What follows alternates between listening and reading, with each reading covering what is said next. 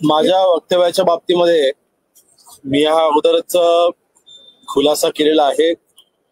माननीय मुख्यमंत्री मोदयांनी देखील त्या बाबतीमध्ये खुलासा केला होता आणि खुलासा करत असताना मी मागेच सांगितलं होतं की विरोधकांकडनं या वक्तव्याचा विपर्यास करून फक्त राजकारणासाठी उपयोग करून घेतला जातोय, हे दुर्दैवी आहे आणि त्या मतावर मी आजही ठाम आहे। म्हणजे ते त्यांच्या वक्तव्यावरती मी आजही ठाम आहे। जी माहिती वकिलांकडून दिली होती त्यामध्ये बरेचसे वेगळे खुलासे झाले होते आणि तुम्ही जे वक्तव्य केलं होतं ते देखील याला संलग्न नाही असं म्हणावं, कारण पोलिसांकडून जी माहिती मिळाली होती तीच माहिती तुम्ही प्रसार माध्यमांना दिली असं तुम्ही यापूर्वी सुद्धा म्हटलं। त्यावेळेस म्हटलं होतं की ज्या वेळेस मी त्या ठिकाणी गेलो आणि मी साधा प्रश्न विचारला की इतक्या रहदारीच्या ठिकाणी कोणाला सदर विक्टिमला वाचवण्याकरता कोणी का गेलं नाही।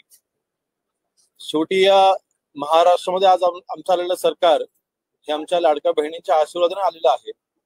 मग आमच्या अशा बहिणीवरती अत्याचार जेव्हा होत होता तेव्हा त्यांना वाचवलं का कोणी गेलं नाही। त्यावेळेस पोलिसांनी जे मला उत्तर दिलं होतं, त्यांनी जे मला ब्रीफ केलं तेच मी त्या पत्रकार परिषदेमध्ये सांगितलं होतं आणि ह्याचा विपर्यास करून जे काही राजकारण केलं ते हे दुर्दैवी आहे। दुसऱ्या बाजूला जे काही आरोपीच्या वकिलांनी स्टेटमेंट केले आहे ते समोर आहेतच, परंतु जो काही निवाडा होणार आहे तो न्यायालयामध्ये होईल आणि चौकशीच्या अंती 100% जे दोषी आहेत त्यांच्यावरती कारवाई तर होणारच आहे आणि सदर आरोपीवरती कठोरात कठोर कारवाई झाली पाहिजे। ह्यासाठी मी तिथे गेलो होतो। यासाठी यंत्रणा योग्य पद्धतीने काम करते की नाही, त्यांच्यावरती तिथे अंकुश राहिला पाहिजे ह्याकरता मी तिथे गेलो होतो आणि आरोपीला वाचवण्याचा प्रश्नच उद्भवत नाही।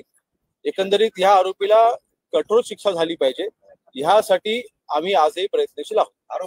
बलात्कार प्रकरणातील जो आरोपी हा पोलिसांच्या वेशभूषेमध्ये, कंडक्टरच्या वेशभूषेमध्ये मुलींना फसवत होता, त्याचे फोटो देखील आले समोर। नाही, त्याचा संपूर्ण रेकॉर्ड काढण्याचं काम हे पहिल्या दिवसापासूनच आपण चालू केलं होतं आणि तेव्हाच उघड झालं होतं की त्याच्यावर याही अगोदर अनेक गुन्हे दाखल होते, चोरीचे असतील किंवा 420 सारखे गुन्हे त्याच्यावरती ग्रामीण भागामध्ये दाखल होते, शहरामध्ये गुन्हा दाखल होता आणि तो एक आरोपीच आहे।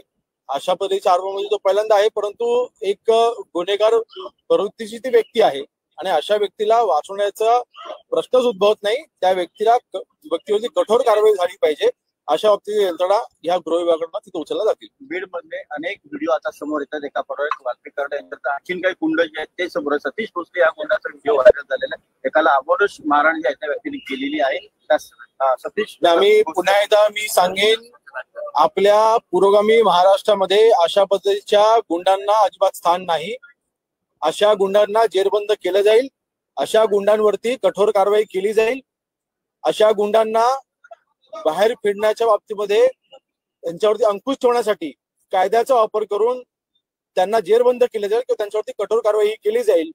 या महाराष्ट्रामध्ये हा संतांचा महाराष्ट्र आहे, हा पुरोगामी महाराष्ट्र आहे, छत्रपती शिवाजी महाराजांनी स्वराज्य स्थापन केलेला हा महाराष्ट्र आहे।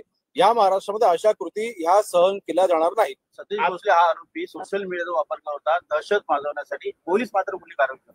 नाही, पोलीस 100% कारवाई करतील। सोशल मीडियाच्या प्रत्येक ऍक्टिव्हिटीवरती आमची नजर असते, सोशल मीडियाच्या प्रत्येक ऍक्टिव्हिटीवरती आमचा कारवाई करण्याकरता आमचे स्पेशल युनिट्स आहेत, त्या युनिटच्या माध्यमातून त्याच्यावरती कारवाई केली जाते।